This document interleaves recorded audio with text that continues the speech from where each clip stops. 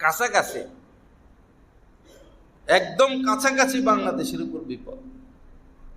সম্পদে ভরা এই দেশ, এই হলো সমস্যা। মাটির নিচে সব সম্পদ। বিভিন্ন কারণে এই দেশ অনেক উন্নতশীল রাষ্ট্র, চোরেরা দেশ চালাইছে, দেশের তো কোনো উন্নতি করে নাই। ক্ষমতা আসছে আর গেছে, নিজের ধান্দা করছে। মূলত দেশ সম্পদের উপর ভাসতেছে। এইরকম করে রয়েছে, এইরকম করে রয়েছে, কে নিবে দখল করে?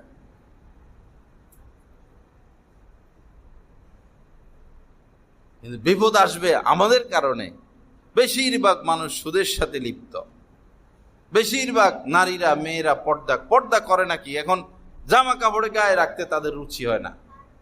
এরকম মানসিকতা সৃষ্টি হয়ে গেছে। কিভাবে ইমান টিকাবে?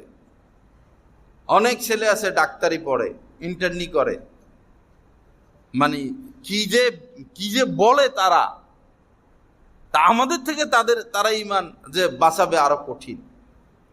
বিদেশি মেয়েরা এসে একসাথে পড়ে, এদের তো পোশাকই নাই, এর তো ফ্রি মানসিকতা। একজন আস্তিক কিভাবে নাস্তিকের সাথে জীবন যাপন করবে?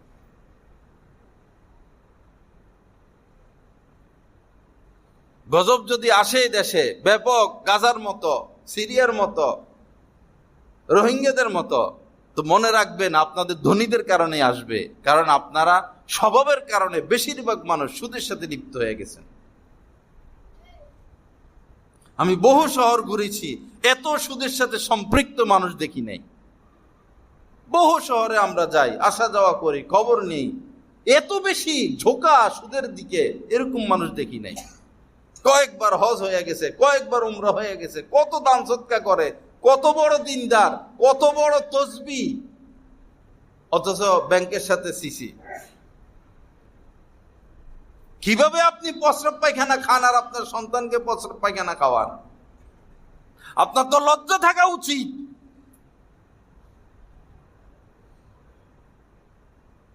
মাটি ফাটুক, আপনি মাটির নিচে চলে যান, আপনি জঙ্গলে চলে যান, সমাজটাকে পবিত্র করে দেন, আল্লাহর গজব আসা থেকে আমাদেরকে বাঁচান। আপনার কারণে গজব আসবে। আপনি ভাবতেছেন শুধু ব্যাংকে টাকা জমাচ্ছি আর বিদেশে টাকা পাঠাচ্ছি, বিদেশের টাকার নাগাল পাবেন আপনি। ব্যাংক থাকবে গজব আসলে।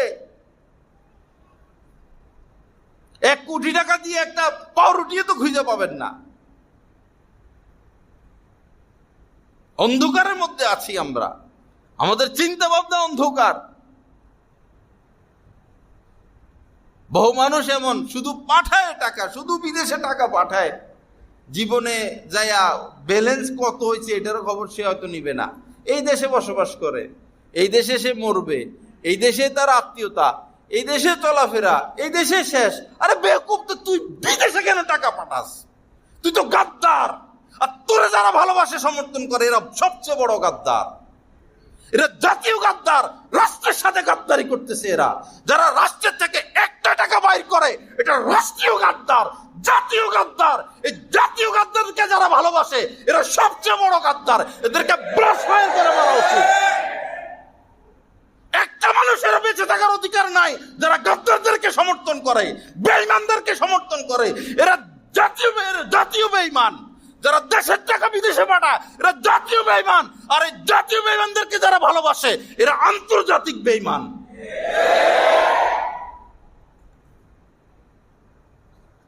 এটা বাংলাদেশ।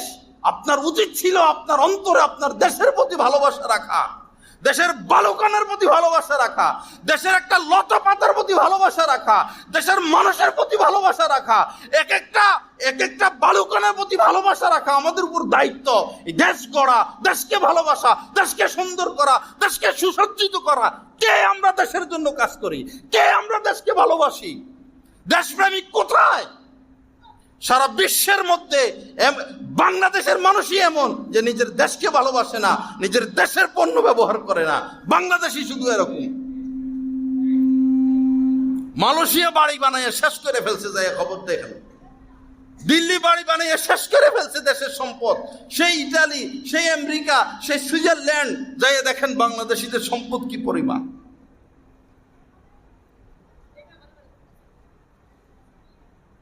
দেশকে ভালোবাসা কোথায়? আমাদের অন্তরে দেশপ্রেম।